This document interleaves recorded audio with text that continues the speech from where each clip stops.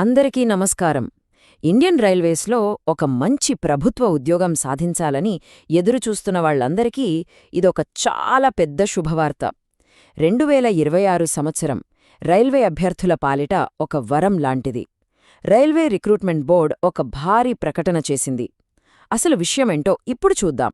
అవును, మీరు చూస్తున్నది నిజమే. అక్షరాలా 90,000కు పైగా వేకెన్సీస్. ఇది మామూలు విషయం కాదు.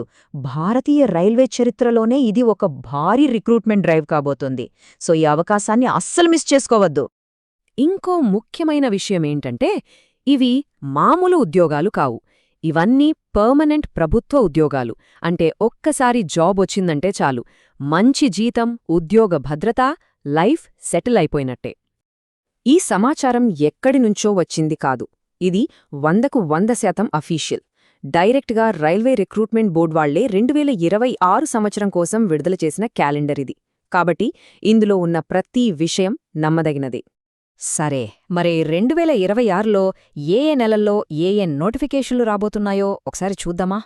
చూడండి, ఫిబ్రవరిలో అసిస్టెంట్ లోకో పైలట్తో మొదలై, మార్చ్లో టెక్నీషియన్, ఆ తర్వాత section controller, junior engineer, NTPC, చివరగా అక్టోబర్లో గ్రూప్ డి. అబ్బో, సంవత్సరం మొత్తం అవకాశాలే అవకాశాలు. ఓకే, ముందుగా సంవత్సరం మొదటి భాగం గురించి మాట్లాడుకుందాం. అంటే ఫిబ్రవరి నుంచి ఏప్రిల్ వరకు వచ్చే జాబ్స్ ఏంటో వివరంగా చూద్దాం. 2026 సంవత్సరాన్ని గ్రాండ్గా స్టార్ట్ చేసేది అసిస్టెంట్ లోకో పైలట్. అదేనండి, ఏఎల్పీ నోటిఫికేషన్. ట్రైన్ నడపడం ఒక కలగా భావించే టెక్నికల్ స్టూడెంట్స్కి ఇది ఒక డ్రీమ్ జాబ్ అని చెప్పొచ్చు. ఇక ఏఎల్పీ పోస్టుకు అర్హతలు చూస్తే 10థ్తో పాటు ఐటీఐ చేసినవాళ్లు, డిప్లొమా, బీటెక్ చేసినవాళ్లు కూడా అప్లై చేసుకోవచ్చు.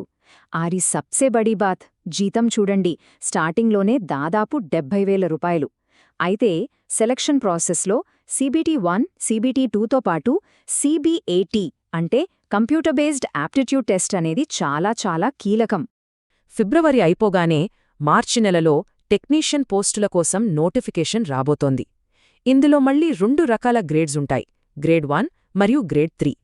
ఆ 2 గ్రేడ్స్ మధ్య తేడా ఏంటంటే, గ్రేడ్ 1కి బీఎస్సీ, డిప్లొమా లేదా డిగ్రీ చదివిన వాళ్లు అర్హులు. వాళ్ల వయస్సు 18 నుంచి 36 ఏళ్ల మధ్య ఉండాలి.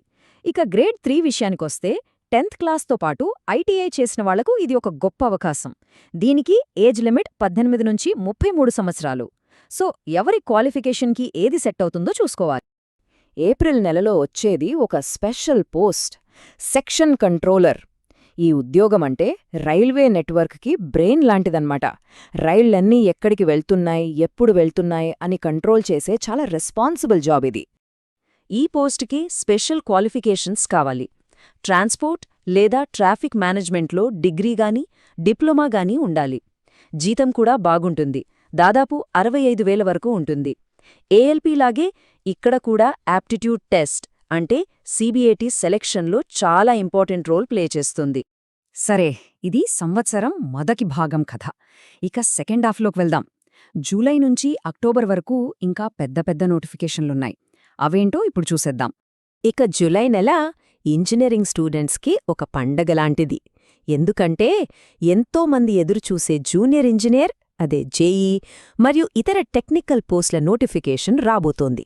జూనియర్ ఇంజనీర్ పోస్టుకి డిప్లొమా, ఇంజనీరింగ్ డిగ్రీ వాళ్లే కాదు, ఫిజిక్స్ ఇంకా కెమిస్ట్రీతో బీఎస్సీ చేసిన వాళ్లకూడా అవకాశం ఇవ్వడం ఇక్కడ ఒక స్పెషాలిటీ. ఇక శాలరీ అయితే 65,000 నుంచి 70,000 మధ్యలో ఉంటుంది.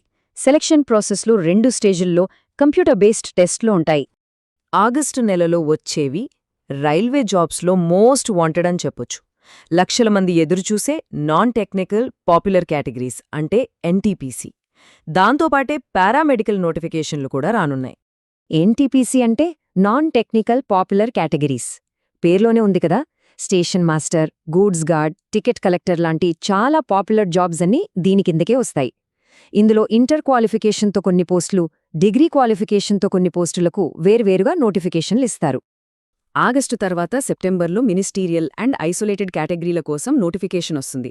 అంటే స్టెనోగ్రాఫర్స్, ట్రాన్స్లేటర్స్, టీచర్స్ లాంటి స్పెషల్ స్కిల్స్ ఉన్న వాళ్ల కోసం ఇది ఒక మంచి అవకాశం.